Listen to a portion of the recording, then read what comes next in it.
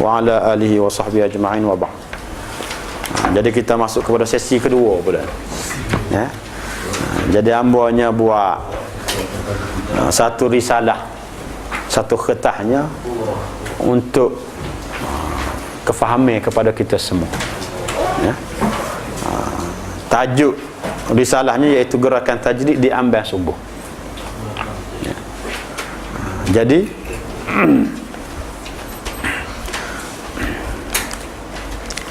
nama amal untuk gerakan tajdid di amban subuh.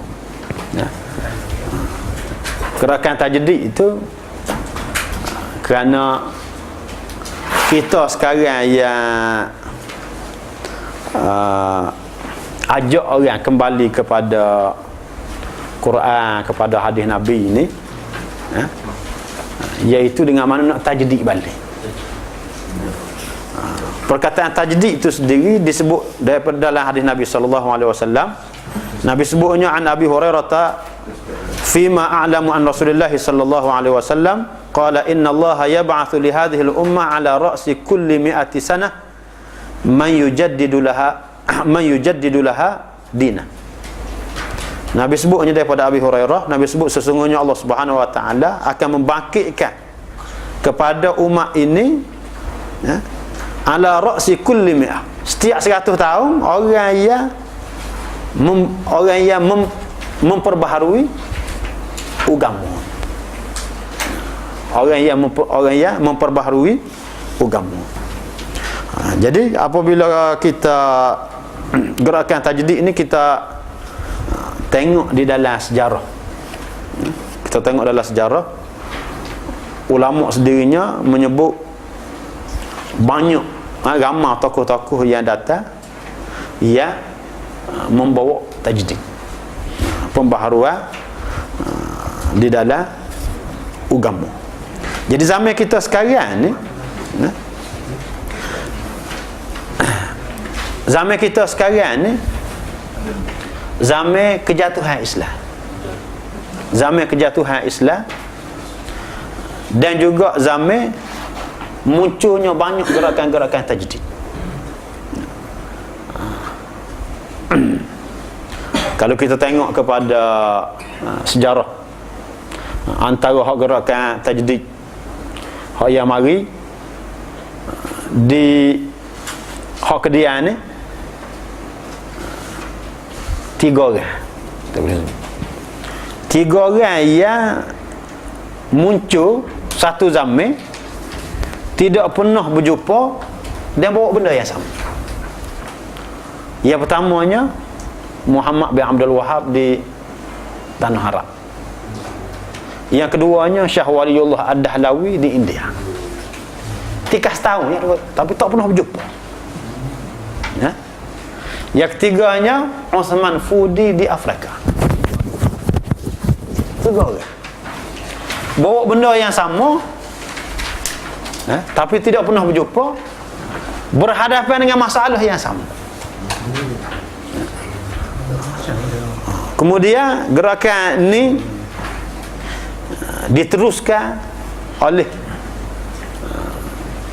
beberapa tokoh-tokoh ulama yang lain. Di antaranya di Mesir Rashid Ridha. Rashid Ridha. Muhammad Abduh.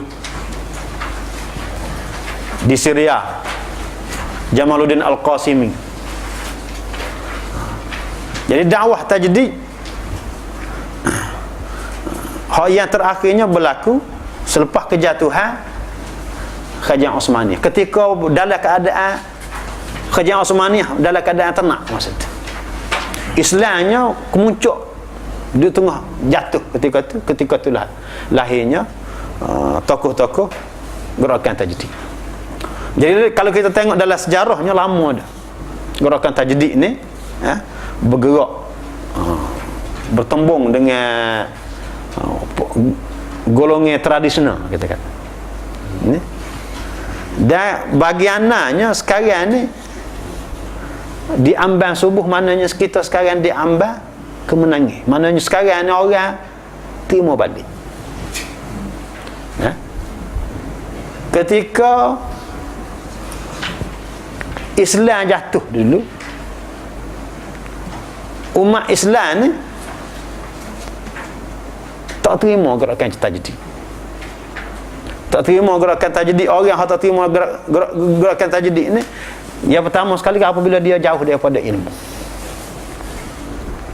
Dia jauh daripada ilmu, dia hanyalah taklid kepada para ulama, maka dia payah dia nak terima. Tapi setelah berlaku perubahan zaman, khususnya akhir-akhir ni, kalau kita tengok tempat kita pun, zaman tahun 50-an 60-an dulu, dengan sebab zaman orang tak mengaji, kita kata, zaman 50-an dulu, dalam sebutir kampung nak cari orang masuk U ni, seorang dua orang pun payah. Biasa orang ngaji kat habis dah ni LCE, Sekolah suara ni. setakat tu kan. Kita kata orang habis SPM tu boleh jadi guru besar dulu. Itu zaman itu. Jadi dengan sebab tahap pengajian turun dah, maka payah orang nak terima. Dia hanyalah duduk tunggu saja. Tapi oleh siapa akhir-akhir ini berubah. Perubahan tu dengan sebab ramai orang ngaji. Faktor yang pertamanya sudah dengan sebab ramai orang ngaji. Sekarang ni kalau kita nak sebut orang ngaji, orang yang masuk EU, bukan kata 2-3 orang sebut apa, boleh kata setiap rumah orang ada masuk EU belakang. Ramai orang masuk EU, pemikiran orang jadi lagu lain. Dengan sebab orang masuk EU, walaupun dia tak ngaji agama, hak lain. Cerita orang ngaji agama tu cerita lain. Tapi dia mengaji. Kemudian zaman maklumat yang begitu banyak. Jadi kita tengoknya sekarang ni gerakan tajdid yang dibawa, yang dilancarkan dalam masyarakat bertambah cerah masa depan. Sebab itulah kita ni yang sebagai orang yang pelopor kepada dakwah tajdid di Malaysia. Dan dakwah tajdid ni bukan kata di tempat kita aja, di seluruh dunia ada sekarang ni. Maka kita jangan berasa kita ni ketinggalan dah. Sebab tu kalau kita buat kerja kuat, kita berdakwah, maka masa depannya amat cerah. Cumanya nak kepada kesabaran yang keduanya nak kepada istiqamah, yang ketiganya nak kepada biar kita ni ada kaedah. Jangan buat kaedah sendiri. Apabila kita buat kaedah sendiri ni, dia tak ada apa-apa, punah tengah jalan dah. punah tengah jalan. Kemudian dakwah ada hak yang kita bawa, kita nak bawa dakwah tajdid. Ada hak kita royak tak sengaja. Hak tu satu hal juga. Dia akan jadi punah juga. Jadi dakwah tajdid ini hak yang berjayanya apabila kita boleh gerakkan ke dalam masyarakat. Kita boleh gerak. Ada ruang kita boleh gerak dalam masyarakat. Kemudian kita sabar, istiqamah, dan kita kena ada manhaj, cara. Kita tak boleh, kita jangan gopuk di dalam kita nak bawa dakwah, dia akan jadi punah selalu. Dia akan jadi punah.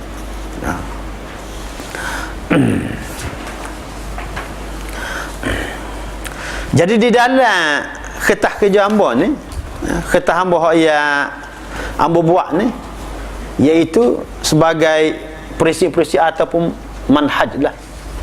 Di dalam kita nak buat, kita nak bawa gerakan kita, dakwah kita ni, hambanya buat 10 perkara semua sekali.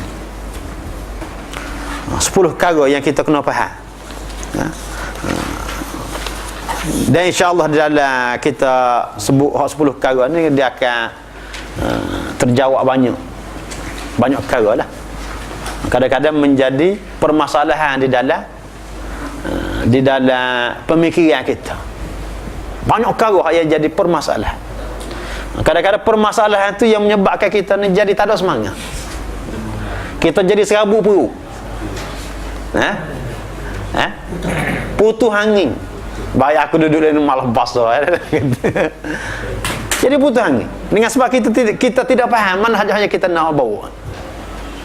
Ya. Kalau kita faham tak apa. Kita faham tak apa. Bah ada jenis bahasa nak balas sama sendiri. Tak ada apa-apa tak kena balas sama sendiri. Jadi punah. Kita nak hindar daripada bagian-bagian. Kita nak hindar daripada bagian-bagian. Yang pertamanya nak sebut malainya prinsip yang pertamanya iaitu berpegang kepada yang tulen lagi terjamin dan menolak yang rapuh lagi mengelirukan. Hak ni muka surat 7 tu. Tak jumpa lagi tadi kat dengan sejak dah. Kita tengok kena duduk dia rasa ustaz dia mahir tu. Kita rayak mukadimah lebih kurang gitu. Jahan ni hanya penting ni. Hal lain-lain tu kena baca sendiri dah. Tengok muka tak apa. Jadi dalam agama ni kita dua perkara kita kena boleh beza. Yang pertama hak tulen, yang keduanya hak yang rapuh.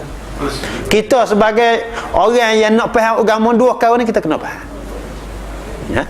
Jadi kalau kita nak buat ibarat umpama agama ni supaya kita buka pokok. Pokok tu kita kena tahu pokok tu hidup ke mampu. Besar setara mana pun dah, tapi kalau pokok tu mampu, berasa kita tidak ada jaminan patah buat jatuh pun. Kita pegang tadi tu jangan tengok besar. Besar molek weh. Kena tengok hidup kau mampu. Kalau mampu tak sedar naik lah, tak salah. Tak sedar pegang. Kalau dah mampu, kalau hak pokok mampu tu jangan main. Kalau hak pokok hak hidup tu kecil pertama. Hak hidup tu kecil tak apa. Begitu juga dengan ajaran hak kita pegang ni, kita kena tahu. Ajaran hak kita kena pegang tadi tu, hak tulen ke hak yang rapuh tadi tu. Gapo dia hak yang tulennya. Jadi hamba bawa sini nya 4 perkara. Yang pertamanya sunnah kita kena faham. Yang keduanya fiqh dan juga ijtihad. Yang ketiganya ikhtilaf yang makbul, yang keempatnya bid'ah.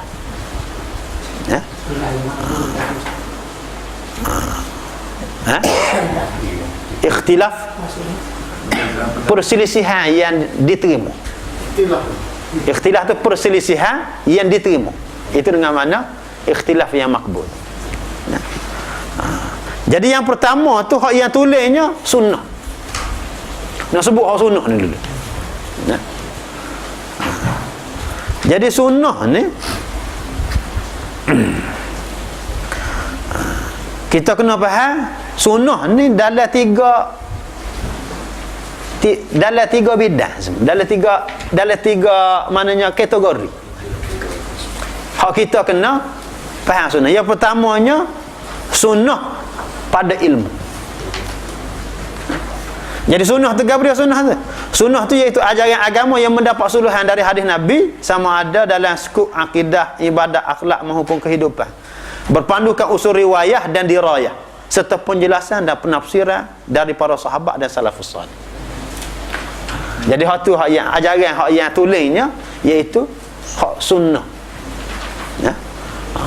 Jadi apabila kita sebut sunnahnya, hak yang mari Nabi. Hak mari Nabi, hak tu sunnah. Tapi hak mari Nabi tadi itu mesti kefahaman yang betul. Iaitu kefahaman yang disuluh oleh usul riwayah dan juga dirayah. Jadi kalau orang ngaji sunnah saja dia baca je, dia tak akan sapak sunnah. Dia tak faham sunnah. Ataupun dia ni ngaji sunnah tapi dia tidak ngaji, dia tak faham dari segi riwayah dan juga dirayah, tak faham sunnah. Dia kena faham tentang riwayah dan juga dirayah. Jadi banyak hadis ni orang duk mengajar masjid pun banyak tapi dia tak faham, dia terjemuh begitu je. Tu ya tu maudhu' apa hadis juga dah kan. Dhaif tak apa. Tu dia panggil tak kena dengan usul tadi. Jadi kita ni apabila kita sebut sunnah, pastikan hak yang kita nak tadi mari Nabi. Yang keduanya kefahaman yang betul, yang disuluh dengan usul riwayah dan juga dirayah, dan juga mendapat penafsiran daripada sahabat dan juga salafus salih. Salafus salih ni orang yang 3 kurun yang pertama. Hak tu hak yang sunnah, hak betulnya. Jadi sunnah ni pada tiga bidang. Hak kita kena faham. Hak yang pertama sekali sunnah pada ilmu. Sunnah pada ilmu. Sunnah pada ilmu ni Nabi sendiri sebut dalam hadisnya, an Abdullah bin Amr bin As anna Rasulullah sallallahu alaihi wasallam qala al-ilmu thalathatun. Nabi sebut ilmu ni ada 3. Wa ma siwa dzalika fa huwa fadlun. Hak selain daripada 3 ni tambahan. Hak 3 tu apa dia? Ayatun muhkamah. Yang pertamanya ayat yang muhkam. Ayat Quran yang muhkam. Yang keduanya sunnatun qa'imah, iaitu sunnah yang tegak. Yang ketiganya faridatun adilah, dan kefarduan yang adil. Itu ilmu. Nabi kata ilmu ni 3. Hak selain daripada 3 ni tambahan. Ilmu asahnya 3. Jadi Syah Waliullah Ad-Dahlawinya sebut 3 tadi itu, kata dianya ilmu yang wajib mesti kita kena cari. 3 ni hak wajib kita kena faham. 3 ni dengan kadar yang cukup.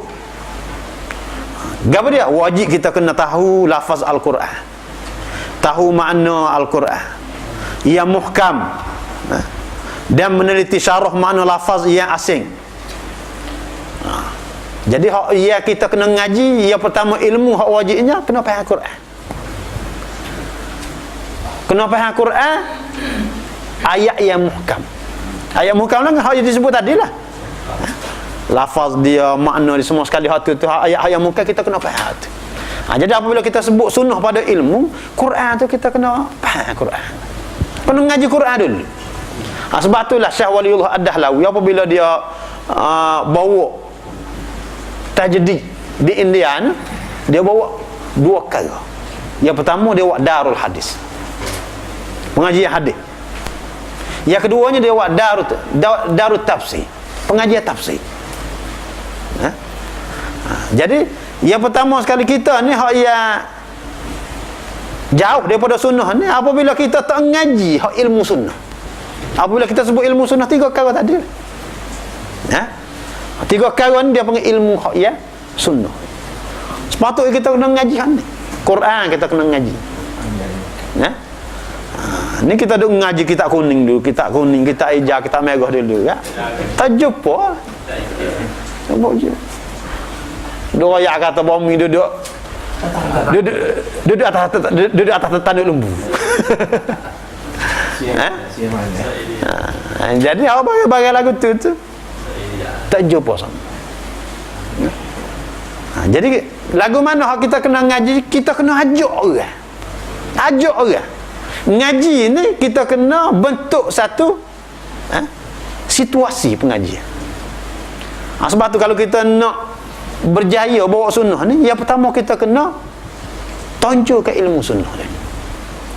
Ilmu sunnah Quran, kita kena buat ngaji Quran, baca Quran, memahami Quran. Kena buat daurah tafsir, kita kata pengajian tafsir, supaya orang ni berminat ngaji Quran. Ngaji Quran. Sebab tu ke maknanya hak ia di Pakistan, India ngaji tafsir 30 juzuk dalam masa 40 hari habis. Biasa Pakistan, India. Kita ngaji.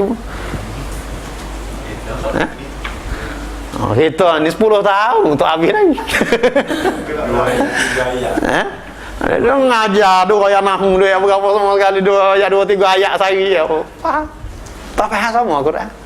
Sedangkan Quran ni dia ada lapisan dia. Hak kita faham. Ada hak lapisan, supaya dengan kita kata buah sebutir lah. Ada hak kulit, hak tebal sikit, hak tebal. Hak kita orang kampung ni lapisan pertama padan dah. Padan dah. Untuk nak faham terjemuh gapo dia tuntutan Al-Quran. Faham padan dah situ tu. Jadi kalau kita nak tegakkan sunnah ni, mesti kita kena ketengahkan ilmu sunnah. Kena mengajar Al-Quran. Yang pertama. Yang keduanya iaitu hadis yang sahih dan juga sharih. Sahih dan juga sharih. Sharih tu dengan makna jelas. Jelas makna. Sahih dari sanadnya, makna dia jelas. Kata Syekh Waliullah Ad-Dahlawinya, mana sunnah yang tegak tu ialah hadis-hadis yang sabit dalam skop ibadat, hal-hal kehidupan dan hukum hakam yang meliputi ilmu fiqh. Maksud tegak ialah hadis-hadis yang tidak dinasahkan, hadis yang tidak ditinggalkan, perawinya tidak ganjil. Sunnah itu diketahui dan dipegang oleh majoriti sahabat dan tabi'in. Sunnah yang paling tinggi ialah apa yang disepakati oleh fuqaha Madinah dan Kufah. Tanda yang boleh dikenali ialah mazhab Pak bersepakat dalam hal itu. Ya, sepakat. Hak tu hak sunnah yang paling tinggi sekali. Kemudian yang terdapat pada hal itu 2 atau 3 pendapat bagi majoriti para sahabat, yang mana setiap pendapat tadi diamalkan oleh sekumpulan ahli ilmu. Tanda yang boleh dikenali ialah terdapat riwayat-riwayat dalam Muwatta dan Jami' Abdul Razak. Adapun selain daripada itu, ia semata-mata istinbak sebahagian fuqaha sahaja sebagai tafsir, takhrij, istidlal dan istinbak. Ia tidak termasuk dari sunnah yang jenis sunnah yang tegak. Sebab itulah dalam bab sunnah ni, hadis ni, ulama'nya letak maratib kutubul hadis. Kedudukan kita hadis. Hak paling tinggi sekali Bukhari, Muslim. Dia ada 4-5 kategori kita hadis. Kitab yang pertama Bukhari, Muslim, Muwatta. Kitab yang kedua Abu Daud, Tirmizi, Nasa'i. Yang ketiga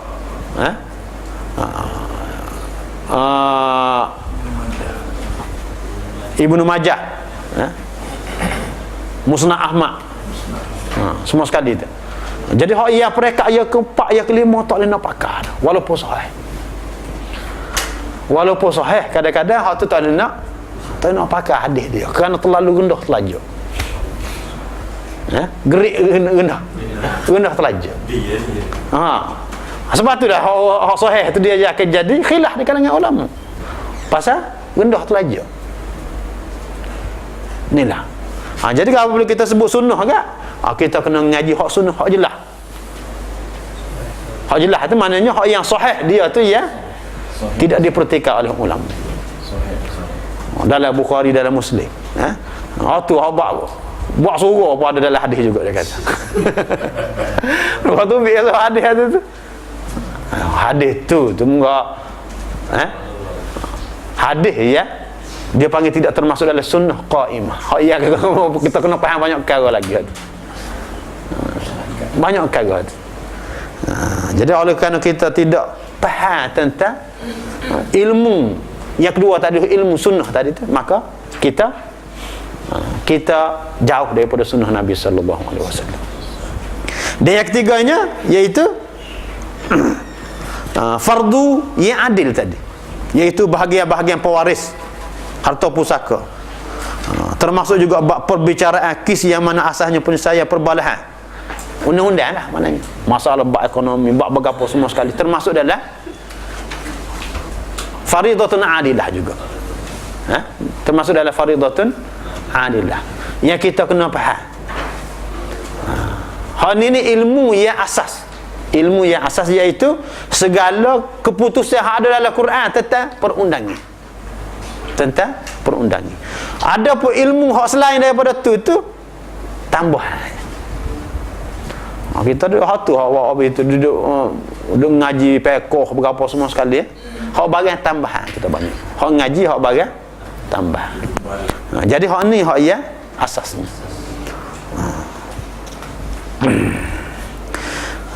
Kemudian termasuk sunnah pada ilmu ni juga, kita mengikatkan semua ilmu tu dengan ilmu syariat dengan nah dan juga dalil. Ya. Nak ngaji ilmu tauhid, maka kita tak boleh ngaji ilmu tauhid hak tak cara kepada dalil, tak boleh. Jadi ilmu tauhid tadi tu asas dianya mesti kita kena bersandar kepada dalil. Ilmu fiqh kena bersandar kepada dalil. Ilmu tasawuf kena bersandar kepada dalil belaka. Itu termasuk dalam sunnah dalam ilmu. Sunnah dalam ilmu. Tak boleh kita nak ngaji ilmu saja, tiba-tiba tak ada dalilnya, tak ada. Hak ni hak yang kita kena bagi balik dalam masyarakat kita. Kalau kita nak bawa orang kepada sunnah, maka kita kena beki pengajian fiqh, mesti kita kena wayak berdasarkan kepada dalil. Berdasarkan kepada dalil, hidup balik. Pengajian tasawuf, kita jangan tolak hak tu. Nak ngaji kita sebab tu bagiannya, kita ni kita nak ngajar kita gapo boleh belaka. Tak ada masalah apa. Cumanya gapo kita royak mesti kita kena dasar kepada dalil tadi. Kena royak dalilnya. Ni kita kena royak ni hadis ni dhaif. Hadis ni la maudhu' ni la asla lahu. Pasal itu apabila kita sebut kita mengajar fiqh, maka kita tak boleh tinggal ni. Ni kita mengajar kita fiqh tu batuk dia royak aja. Dalil al-hudid, dalil lama. Bagi dalil lama. Dalil lama mana? Ingat sepuluh Yasin 420 apa? Adanya Allah. Dalilnya adanya alam di dunia. Tu dalil akli dia panggil. Dalil akli. Dalil logik. Dalil logik ni sokongi saja. Dalam agamanya dalil logik ni hanyalah sokongi. Kita boleh guna tapi sebagai penyokong.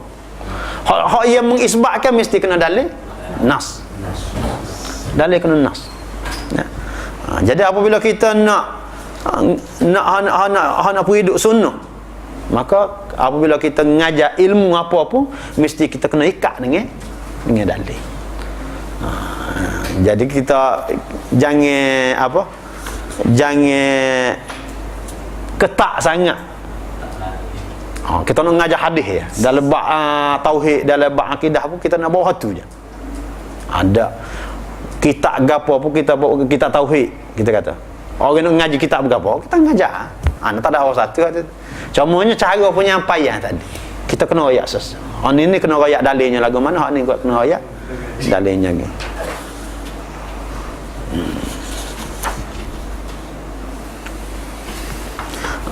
Kemudian yang ketiganya iaitu sunnah pada amal. Sunnah pada ilmu. Yang keduanya sunnah pada amal. Yang kedua, sunnah pada amal ni iaitu sederhana dalam melakukan amal ibadah. Hak tu yang kita nak tegakkan. Sunnah yang ajaran yang sebenarnya di dalam beramal pun kita hanyalah nak sederhana. Lagu mana sederhana ni? Sebagaimana Nabi tunjuk, itu hak yang sederhana. Lagu mana hak Nabi tunjuk? Itulah hak yang sederhana. Tidak lebih dan tidak kurang. Lebih pun tak, kurang pun tak. Dan kita tidak memandang remeh hak yang Nabi buat. Sikit Nabi buat, tak. Kita berasa itulah hak yang terbaik. Dalilnya 3 orang mari jumpa Nabi sallallahu alaihi wasallam. Mari tanya tentang ibadat Nabi lagu mana hak Nabi beribadat. Dan dia berasa remeh ibadat Nabi. Sikit sangatnya Nabi ni ya Nabinya. Tak padan. Lalu dia berjanji, hak seorang tu kata aku nak sembahyang sepanjang malam. Hak seorang lagi aku nak puasa hari-hari. Hak seorang lagi kata aku tak sini kau. Akhir sekali Nabi sebut lagi, faman raghiba an sunnati falaisa minni. Siapa dia yang berpaling daripada sunnah aku? Bukan daripada ajaran aku. Dari segi amalan pun kita kena berada dalam sunnah Nabi. Ya. Hak tu hak yang sebenar. Hak tu hak yang sebenar. Hak selain daripada sunnah Nabi itu, maka rapuh amalan tu. Kalau kita pegang pun amalan yang tidak menjaminkan kita. Nah. Daripada Abdullah bin Mas'ud pun sebut al-qasdu fi sunnah khairun min al-ijtihad fil bidah. Berpada-pada dengan sunnah tu lebih baik daripada bersungguh dalam perkara bidah. Perkara yang Nabi tidak suruh. Yang keduanya termasuk dalam sunnah pada amal juga, iaitu menghidupkan semula ruh amalan-amalan Nabi, sama ada amalan wajib maupun amalan sunnah yang disebut sebagai sunnah.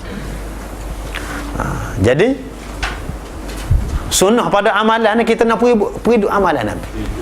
Kita jangan ngaji kita nak tahu je.